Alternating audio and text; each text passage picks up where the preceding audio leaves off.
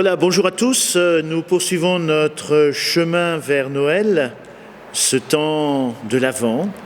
Et même avec la reprise des célébrations, proposons de continuer jusqu'à Noël ce petit rendez-vous avec les textes liturgiques.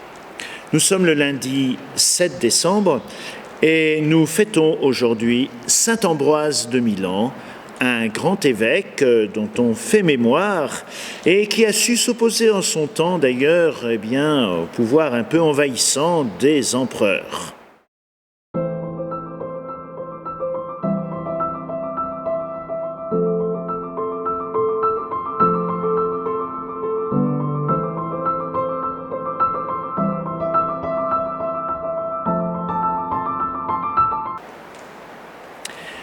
J'ai intitulé cette méditation « Il m'a parlé de toi ». De l'évangile de Jésus-Christ selon saint Luc. Un jour que Jésus enseignait, il y avait dans l'assistance des pharisiens, des docteurs de la loi, venus de tous les villages de Galilée, de Judée, ainsi que de Jérusalem. Et la puissance du Seigneur était à l'œuvre pour lui faire opérer des guérisons. Arrivent des gens portant sur une civière un homme qui était paralysé. Ils cherchaient à le faire entrer pour le placer devant Jésus. Mais ne voyant pas comment faire à cause de la foule, ils montèrent sur le toit et en écartant les tuiles, ils le firent descendre avec sa civière en plein milieu devant Jésus. Voyant leur foi, Jésus dit « Homme, tes péchés te sont pardonnés ?» Les scribes et les pharisiens se mirent à raisonner. Qui est-il celui-là?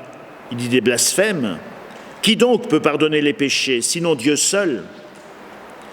Mais Jésus, saisissant leurs pensées, leur répond. Pourquoi ces pensées dans vos cœurs? Qu'est-ce qui est plus facile? Dire tes péchés sont pardonnés ou dire lève-toi et marche? Eh bien, afin que vous sachiez que le Fils de l'homme a autorité sur la terre pour pardonner les péchés, Jésus s'adressa à celui qui était paralysé. Je te le dis, lève-toi, prends ta civière et retourne dans ta maison. À l'instant même, celui-ci se releva devant eux, il prit ce qui lui servait de lit et s'en alla dans sa maison en rendant gloire à Dieu.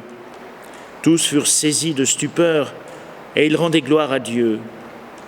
Remplis de crainte, ils disaient « Nous avons vu des choses extraordinaires aujourd'hui. » J'ai vu le couvreur, il m'a parlé de toi. Vous connaissez sans doute cette petite blague reprise dans un sketch de Coluche. Mais aujourd'hui, l'Évangile nous parle de toi, oui, de chacun de nous, mais aussi du toit de la maison, bien sûr. Du toit. D'abord, dans le cri poussé par le paralytique de l'Évangile d'aujourd'hui, « Faut passer par le toit !» C'est la seule solution possible. La maison dans laquelle enseigne Jésus est inaccessible. Il n'y a plus de place, même devant la porte. Les arrivants se heurtent à un véritable mur humain qui bloque le passage. Alors on imagine 4 costauds qui portent ce brancard sur lequel est allongé le paralytique. Peut-être qu'il n'est pas trop léger, En tout cas, il lui en a fallu de la force de caractère à cet homme demeuré anonyme pour persuader 8 bras de le soulever et de l'amener ici. C'est qu'il est vivement intéressé par la réputation de guérisseur de Jésus. C'est comme ça, quelquefois, la foi. Ce n'est pas toujours un produit chimiquement pur. Cela peut partir d'une attitude intéressée, un peu décalé. Il a besoin d'un guérisseur. Heureusement, Capharnaüm, c'est un petit port de pêche.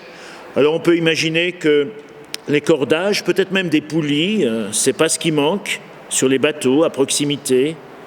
Une fois sur le toit, on commence à enlever la couverture. Le trou doit être assez large pour laisser passer un brancard.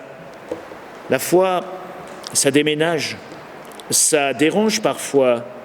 On pourrait même dire en osant et en pensant au toit, ça décoiffe. Enfin, Après de multiples projections de gravats qui ont dû gentiment tomber sur Jésus et l'assistance et ponctuer son discours, j'imagine tous les yeux ont dû se lever vers l'ouverture et assister à l'atterrissage du paralytique au pied du maître. Celui-ci ne s'offusque pas, au contraire, il voit l'essentiel, la foi, cette foi qui rend inventif, qui dépasse les difficultés, la foi qui vient à bout de ce qui paraissait impossible. Et puis il voit aussi la souffrance de cet homme. Alors la voix de Jésus retentit alors dans un silence revenu. Chacun attend bien sûr une parole de guérison qui mettra sur ses jambes le malheureux. Oh, il l'a bien mérité après tout le mal qu'il s'est donné, lui avec ses 4 costauds qui l'ont aidé. Lève-toi et marche, voilà ce qu'on attend. Mais c'est tout autre chose qui est annoncé. Mon fils, tes péchés sont pardonnés. Tous remue-ménage pour s'entendre dire ça. On imagine aussi les sourires en coin de l'assistance. Oh, astucieux, c'est bien trouvé cette histoire de guérison morale. Ça ne se voit pas sur la figure, les péchés. C'est invérifiable ce genre de parole pour voir si ça a de l'effet ou non. Il y en a aussi qui ne sourient pas du tout. Les scribes, les hommes de loi, les experts, les gens qui savent mieux que tout le monde qui est Dieu, ne sourient pas et ils pensent cette parole, c'est un blasphème. Les péchés, c'est leur spécialité. À eux, la religion, elle est là pour ça. Blasphème, grave, très grave. Un problème, demande Jésus aimablement. Alors la parole de guérison arrive dans un deuxième temps. Et l'on verra l'homme partir en portant son brancard. Cette fois, on s'écarte pour le laisser passer. Tiens, stupéfaction, action de grâce.